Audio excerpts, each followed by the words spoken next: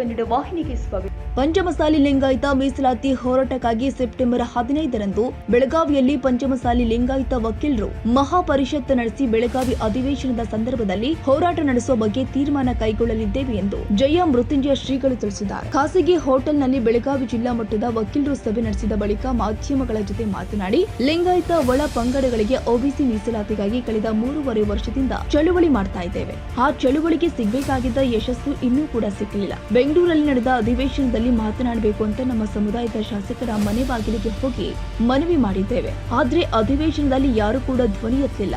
ಆ ನೋವು ಇಡೀ ನಮ್ಮ ಸಮಾಜಕ್ಕೆ ಕಾಡ್ತಾ ಇದೆ ಅಂತ ಬೇಸರ ವ್ಯಕ್ತಪಡಿಸಿದ್ದಾರೆ.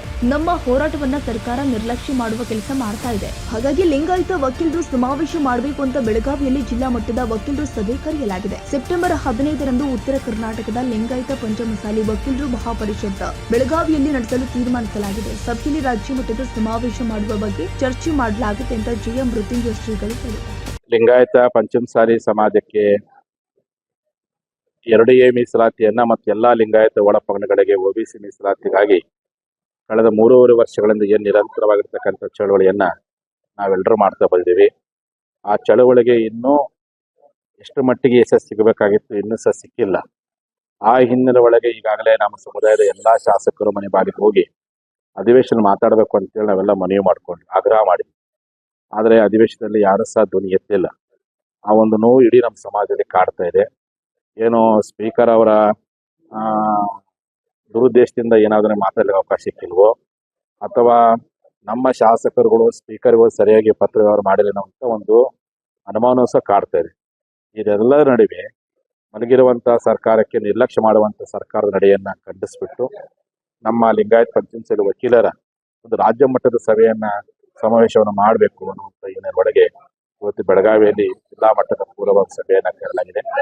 ಈ ಸಭೆಯಲ್ಲಿ ಸಂಪೂರ್ಣವಾಗಿರ್ತಕ್ಕಂಥ ಚರ್ಚೆ ಚಿಂತನೆ ಮಾಡಿದ ಮೇಲೆ ಸೆಪ್ಟೆಂಬರ್ 15ನೇ ತಾರೀಕು ಉತ್ತರ ಕರ್ನಾಟಕದ ಲಿಂಗಾಯತ ಪಂಚಮಸಾಲಿ ವಕೀಲರ ಮಹಾಪರಿಷತ್ ಅಂತ ಹೇಳಿ ಆ ಸಭೆಯನ್ನ ಬೆಳಗಾವಿಯಲ್ಲಿ ಮಾಡಲಾಗುವುದು. ಅವತ್ತಿನ ದಿವಸ ಸಭೆಯಲ್ಲಿ ರಾಜ್ಯ ಮಟ್ಟದ ಸಮಾವೇಶವನ್ನು ಅಧಿವೇಶನ ಸಂದರ್ಭದಲ್ಲಿ ಮಾಡಬೇಕನ್ನುವಂಥ ಸಹ ಈ ಸಭೆಯಲ್ಲಿ ಚರ್ಚೆ ಆಯಿತು.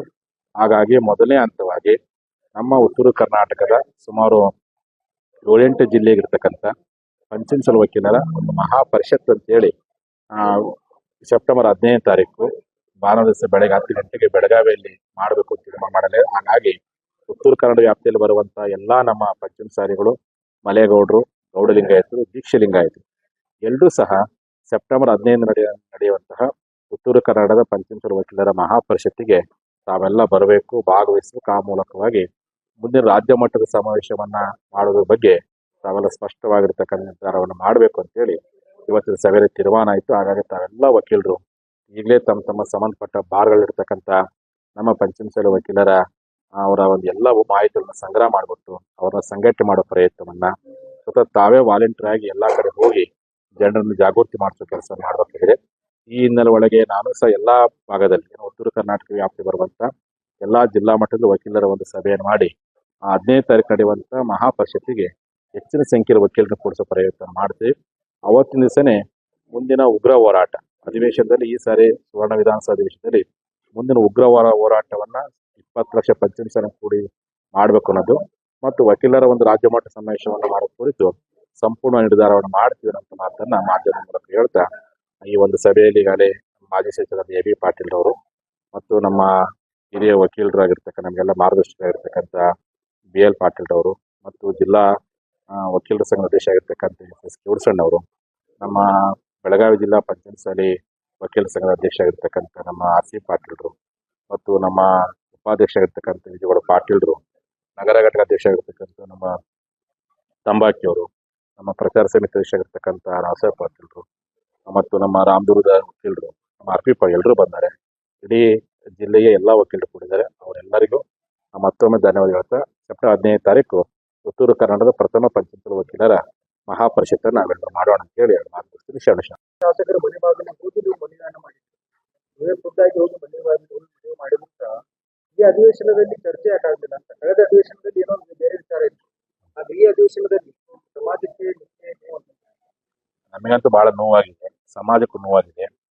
ಗುರುಗಳಾದಂಥವ್ರು ಮಠ ಬಿಟ್ಟು ಅವ್ರ ಮನೆ ಬಾಗಿಲಿಗೆ ಹೋಗಿ ಆಗ್ರಹ ಪತ್ರ ಕೊಟ್ಟು ಬಂದ್ರು. ಕೊಟ್ಟು ಬಂದರೂ ಸಹ ನಮ್ಮ ಶಾಸಕರುಗಳು ಸ್ಪೀಕರಿಗೆ ಪತ್ರವನ್ನು ಬರೆಯುವಂಥ ಕೆಲಸ ಮಾಡಿದ್ರು. ಆದರೆ ಸ್ಪೀಕರಿಗೆ ಹೋಗಿ ಆ ಪತ್ರವನ್ನು ಬರೆದನ್ನು ಅಜೆಂಡಾದಲ್ಲಿ ಸೇರಿಸಿ ಮಾತಾಡಲಿಕ್ಕೆ ನಮ್ಮ ಅಕ್ಕನ ಕೊಡ್ರಿ ಅಂತ ಪ್ರಯತ್ನವನ್ನು ಯಾರು ಸಹ ಮಾಡಲಿಲ್ಲ. ಈ ಹಿನ್ನೆಲೆ ಒಳಗೆ ಕೆಲವರು ಮಾಡಿದ್ರು ನನಗೆ ಅನ್ಸುತ್ತೆ ರೂಲಿಂಗ್ ಪಾರ್ಟಿ ಇರ್ತಕ್ಕಂಥ 12 ಜನ ಶಾಸಕರು ಬಸವಣ್ಣ ಪಾಟೀಲ್ ಯತ್ನಾಳ್ ಅವರು ಹೋಗಿ ಸ್ಪೀಕರಿಗೆ ಒತ್ತಡ ಮಾಡಿದಾಗ 25ನೇ ತಾರೀಕು ಅಜೆಂಡಾದಲ್ಲಿ ಮಾತಾಡಲಿಕ್ಕೆ ಅವಕಾಶ ಕೊಡ್ತಾರೆ. ಉಳಿದ ನಮ್ಮ ಶಾಸಕರು ಯಾಕೆ ಅವಕಾಶ ಕೊಡಲ್ಲ? ನೀವು ಹಂಗೇನೋ ಅವಕಾಶ ಕೊಡೋದನ್ನು ಪ್ರತಿಭಟಿಸಬೇಕಾಗಿತ್ತು, ಸಭಾತ್ಯಾಗ ಮಾಡಬೇಕಾಗಿತ್ತು. ಇಲ್ಲ ಅದನ್ನು ಮಾಡೋಕ್ಕಾಗಪ್ಪ ಅಂದ್ರೆ ಮುಖ್ಯಮಂತ್ರಿ ಬಳಿಗೆ ಹೋಗಿ ಇಷ್ಟೆಲ್ಲ ನಾವು ಶಾಸಕರು ಪತ್ರ ಕೊಟ್ಟಿದ್ದೀವಿ, ಯಾಕೆ ನಮ್ಮ ಅಕ್ಕನ್ನ ಕಸ್ಕೊಂಡ್ರಿ ಅಂತ ಹೇಳಿ ಒತ್ತಡ ಮಾಡೋ ಪ್ರಯತ್ನ ಆದ್ರೂ ಮಾಡಬೇಕಾಗಿತ್ತು. ಅದನ್ನು ಸಹ ಮಾಡಿಲ್ಲ. ಹಾಗಾಗಿ ಅವ್ರು ಮಾಡಿಲ್ಲ ಅಂತ ಅಸಮಾಧಾನ ಇಡೀ ರಾಜ್ಯದಲ್ಲಿ ಕಾಡ್ತಾ ಇದೆ. ಕೆಲವರು ಪ್ರಾಮಾಣಿಕ ಪ್ರಯತ್ನ ಮಾಡಿರ್ಬೋದು, ಆದರೆ ಉಳಿದ ಶಾಸಕರು ಧ್ವನಿ ಎತ್ತುವಂಥ ಕೆಲಸವನ್ನ ನಿಮ್ಗೆ ಕೊಟ್ಟಿಲ್ಲ ಅಂದಾಗ ನೀವು ಸಭಾತ್ಯಾಗ ಮಾಡ್ಬಿಟ್ಟು ಮುಖ್ಯಮಂತ್ರಿ ಬಳಿಗೆ ಹೋಗಿ ನಾವೆಲ್ಲ ಇಷ್ಟೆಲ್ಲ ಶಾಸಕರು ಪಕ್ಷದಿಂದ ಗೆದ್ದಿದ್ದೀವಿ, ಎಲ್ಲ ಮಾಡಿದ್ದೀವಿ, ನಮ್ಮ ಧ್ವನಿಯನ್ನು ಯಾಕೆ ನೀವು ಅಡಸಕತ್ತೀರಿ, ಯಾಕೆ ನೀವು ಅವಕಾಶ ಕೊಡ್ತೀವಿ ಅಂತ ಹೇಳಿ ಪ್ರಶ್ನೆ ಮಾಡೋ ಪ್ರಯತ್ನ ಅದು ಮಾಡಬೇಕಾಗಿತ್ತು. ಅದು ಮಾಡಿಲ್ಲ ಅಂತ ನಾವು ನೋವು ನಮ್ಮೆಲ್ಲ ಕಾಡ್ತಿದೆ. ಈಗಲೂ ಕಾಲ ಬಂದಿಲ್ಲ. ನಮ್ಮ ಸಮಾಜ ಎಲ್ಲ ಶಾಸಕರು ಈ ಹೋರಾಟದಿಂದ ನೀವೇನು ಗೆದ್ದಿದ್ದೀರಿ, ನಿಮಗೆ ಸಮಾಜದ ಬಗ್ಗೆ ಕಳಕಳಿ ಅಂತ ಅನ್ಕೊಂಡಿದ್ದೀರಿ. ಆ ಕಳಕಳಿ ನಿಜವಾಗಿ ನಿಮ್ಮ ನಿಧಿ ಅನ್ನೋದಂದ್ರೆ ನೀವು ಹೋಗಿ ಮುಖ್ಯಮಂತ್ರಿ ಬಳಿಗೆ ಹೋಗಿ ಏನಪ್ಪ ನಿಮ್ಗೆ ಓಟ್ ಹಾಕಿ ಸುಮಾರು 1.5 ವರ್ಷ ಆಯ್ತು, ನಮ್ಮ ಸಮಾಜಕ್ಕೆ ಒಂದು ಸಭೆ ಮಾಡೋಕ್ಕಾಗ್ತಾ ಇಲ್ಲ, ಸಮಾಜ ಶಾಸಕರು ಚರ್ಚೆ ಮಾಡೋಕ್ಕಾಗ್ತದೆ, ಯಾಕೆ ಮಾಡಕತ್ತೀರಿ ಅನ್ನೋದ್ರ ಬಗ್ಗೆ ಮುಕ್ತವಾಗಿ ಮಾತನಾಡೋ ಪ್ರಯತ್ನ ಆದ್ರೂ ಮಾಡ್ಬೇಕನ್ನುವಂತ ಮಾತಾಡಲಿಕ್ಕೆ ಇಷ್ಟಪಡ್ತೀನಿ. ನಮಗೆ ಅನಿಸಿದ ಮಟ್ಟಿಗೆ ನಮ್ಮ ಸ್ಪೀಕರ್ ಪತ್ರ ಬರೆದಿದ್ದಾರೆ. ಆ ಪತ್ರವನ್ನು ಅಜೆಂಡಾದಲ್ಲಿ ಸೇರಿಸೋದ್ರೊಳಗೆ ಯಾರು ಸಹ ಪ್ರಯತ್ನವನ್ನು ಪಟ್ಟಾರಿಲ್ಲ ಅಂತ ಅನುಮಾನ ವ್ಯಕ್ತವಾಗ್ತಾ ಇದೆ. ಹಾಗಾಗಿ ಸಿಎಂ ಬಳಿಗಾರ ಹೋಗಿ ಸರ್ಕಾರದ ಬಗ್ಗೆ ಮೀಸಲಾತಿ ಬಗ್ಗೆ ಒತ್ತಡ ಹಾಕುವ ಪ್ರಯತ್ನವನ್ನು ಚರ್ಚೆ ಮಾಡೋ ಪ್ರಯತ್ನ ಆದ್ರೂ ತಾವು ಮಾಡಿ ಅಂತ ಹೇಳಿ ಎಲ್ಲಾ ಶಾಸಕರು ಈ ಮೂಲಕ ನಾನು ಕಿವಿ ಮಾತಾಡಲಿಕ್ಕೆ ಇಷ್ಟಪಡ್ತೀನಿ. ಕಳೆದ ಬಾರಿ ಸದನದ ಬಾವಿಯಲ್ಲಿ ಹೋಗಿ ಪ್ರತಿಭಟನೆಯನ್ನ ಮಾಡಿದ್ದಾರೆ. ಈ ಬಾರಿ ಯಾಕೆ ಮನಸ್ಸು ಮಾಡಲಿಲ್ಲ ಅಂತ ಅದೇ ನಾ ಹೇಳ್ತೇನೆ. ರೂಲಿಂಗ್ ಪಾರ್ಟಿ ಅವತ್ತಿನ ಬೊಮ್ಮಾಯಿ ನೇತೃತ್ವದ ಸರ್ಕಾರದಲ್ಲಾಗಿರ್ಬೋದು, ಯಡಿಯೂರಪ್ಪರ ಸರ್ಕಾರದಲ್ಲಿ ನಮ್ಮ ಶಾಸಕರು ಸದನ ಬಾವಿಗಳಿತ್ತು, ಹೋರಾಟ ಮಾಡ್ತಿದ್ರು. ಈ ಸರ್ಕಾರದಲ್ಲಿ ಯಾಕೆ ಆಗ್ತಾ ಇಲ್ಲ? ನಿಮ್ಗೆ ಹಕ್ಕಿದೆಯಲ್ಲ, ಮಾತಾಡ್ಬೇಕಾಗಿತ್ತು, ಯಾಕೆ ನಿಮ್ಗೆ ಆಗ್ತದೆ? ನಿಮ್ಮ ಪತ್ರಿಕೆ ಯಾಕೆ ಅವರು ಇದುವರೆಗೆ ಮಾನಕ್ಕೆ ಕೊಡ್ತಾ ಇಲ್ಲ? ನೀವು ಕೊನೆ ಪಕ್ಷ ನಿಮ್ಮ ಅಧಿವೇಶನ ಮಾತ್ರ ಕೊಟ್ಟಿಲ್ಲ, ಸಿಎಂ ಬಳಿಗಾರ ಹೋಗೋ ಪ್ರಯತ್ನ ಮಾಡ್ಬೇಕಾಗಿತ್ತಲ್ಲ, ಅದನ್ನು ಮಾಡ್ತಾ ಇಲ್ಲ ಯಾಕೆ ಅಂತೇಳಿ ನಮ್ಮ ಜನ ಇವತ್ತು ಅಸಮಾಧಾನಗೊಂಡಿದ್ದಾರೆ. ಅದು ಅಸಮಾಧಾನವನ್ನು ನಿವಾರಿಸುವ ಪ್ರಯತ್ನವನ್ನು ಶಾಸಕರು ತಾವೇ ಮಾಡ್ಬೇಕು ಅಂತ ಈ ಮೂಲಕವಾಗಿ ಎಲ್ಲಾ ಶಾಸಕರು ನಾನು ಕಿವಿ ಮಾತಿನ ತಾಜಾ ಸುದ್ದಿಗಾಗಿ MTV ನ್ಯೂಸ್ 24x7ಗೆ ಸಬ್ಸ್ಕ್ರೈಬ್ ಮಾಡಿ ಮತ್ತು ಬೆಲ್ ಐಕಾನ್ ಅನ್ನು ಒತ್ತಿ. ತಪ್ಪದೇ ಲಿಂಕ್ ಶೇರ್ ಮಾಡಿ.